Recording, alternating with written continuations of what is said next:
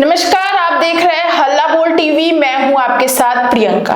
क्या अश्विनी चौबे राजनीति से संन्यास ले रहे हैं? और खुद तो ले ही रहे, साथ में शहनवाज हुसैन को भी लेते जा रहे हैं। हालांकि इसी विषय पे चर्चा करने के लिए आज हमारे साथ हल्ला बोल टीवी के संपादक दीपक शर्मा मौजूद हैं। देखिए प्रियंका, शहनवाज हुसैन को राजनीति से संन्यास दिलवाएंगे तो कि नहीं दिलवाएंगे ये तो अश्विनी चौबे और शहनवाज हुसैन जाने। लेकिन अश्विनी चौबे ने भागलपुर में जो ऐलान किया है उससे यह तो साफ है कि अश्विनी चौबे खुद राजनीति से कुछ हद तक, पूरी तरह से तो नहीं लेकिन कुछ हद तक संन्यास लेने का मन बना चुके हैं। उन्होंने क्या कहा? उन्होंने कहा कि उनका अब चुनाव लड़ने का कोई इरादा नहीं और उन्होंने कहा कि मैं भी चुनाव नहीं लड़ूंगा और शहनवाज हुसैन भी चुनाव नहीं लड़ेंगे। और उन्होंने कहां से ऐलान किया? भागलपुर की धरती से किया, जहां से कयास लगाए जा रहे थे कि लड़ सकते हैं शहनवाज हुसैन। अश्विनी चौबे के लड़ने की तो चर्चा नहीं थी लेकिन शहनवाज हुसैन पर तो चर्चा थी। तो लेकिन अब जो है, हाँ आप कुछ पूछ रहे थे जी। तो क्या मतलब जो ये फैसला उनका निकल के आया है, तो क्या ये उनकी मजबूरी है राजनीति से हटना? देखिए उन्होंने क्या कहा है। उन्होंने कहा है कि मैं चुनाव नहीं लड़ूंगा जी और मैं पार्टी के लिए काम करूंगा जी। तो यहाँ पर बात यह है कि क्या अश्विनी चौबे को भारतीय जनता पार्टी टिकट देने के मूड में थी इस बार?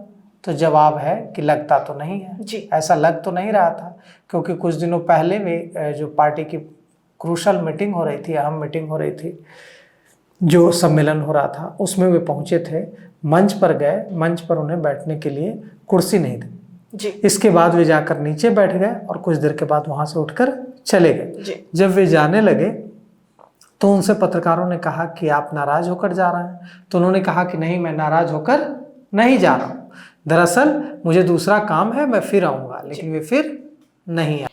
तो मतलब कि उन्हें जो पार्टी ने किनारा किया उससे वो क्या दुखी हैं? देखिए दुखी तो हैं और उनका दुख समय समय पर छलक भी पड़ता है। एक कार्यक्रम था चिकित्सकों का, बड़ी संख्या में उसमें डॉक्टर्स और बुद्धिजीवी थे, उसमें अश्विनी चौबे ने सनसनी मचा दी थी।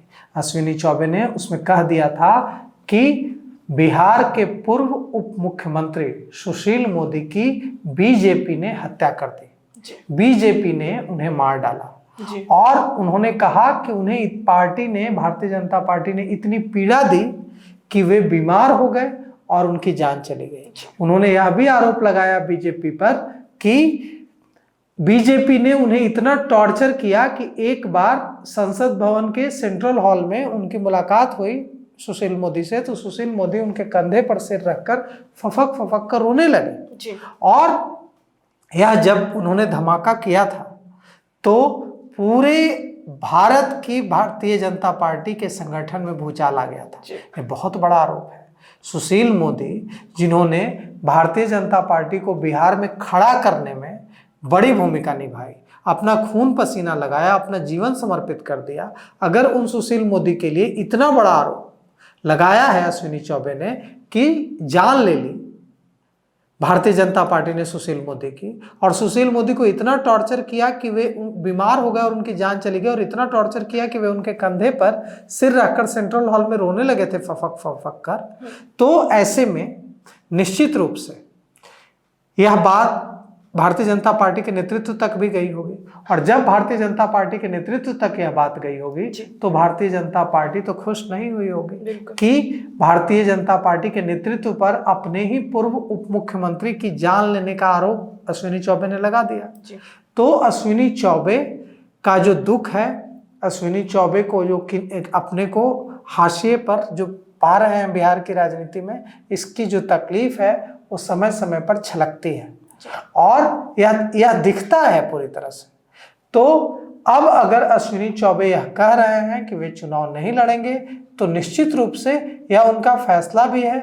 और जो अभी हालात हैं, राजनीतिक हालात भारतीय जनता पार्टी में जिस तरह से वे हाशिए पर हैं, आप यह भी कह सकते हैं कि यह एक तरह से मजबूरी भी है, क्योंकि भारतीय जनता पार्टी, कहीं से ऐसा नहीं लग रहा था कि भारतीय जनता पार्टी उन्हें चुनाव में उतारना चाह रही है और अश्विनी चौबे मना कर रहे हैं। वे जो समीकरण है उसमें अश्विनी चौबे हाशिए पर ही दिख रहा है। अभी कुछ समय पहले उन्होंने गांधी मैदान में एक रैली की थी और उसमें बड़ी संख्या में उसको रैली ना कहें, उसको एक सांस्कृतिक आयोजन कहें, सांस्कृतिक आयोजन किया था और उसमें धार्मिक आयोजन कहें, और उसमें बड़ी संख्या में धर्मगुरु पहुंचे थे और अश्विनी चौबे ने अपनी ताकत दिखाई थी। तो अश्विनी चौबे खुद को बिहार की राजनीति में और भारतीय जनता पार्टी में प्रासंगिक रखने की कोशिश कर रहे हैं, लेकिन बिहार की राजनीति की जो अभी राजनीतिक समीकरण है उसमें वो फिट नहीं हो रहा है और वे हाशिए पर दिख रहा है। अब बात करते हैं शाहनवाज हुसैन की। अश्विनी चौबे ने अपने बारे में तो कहा लेकिन शाहनवाज हुसैन के बारे में क्यों कह दिया कि शाहनवाज हुसैन भी चुनाव नहीं लड़ेंगे?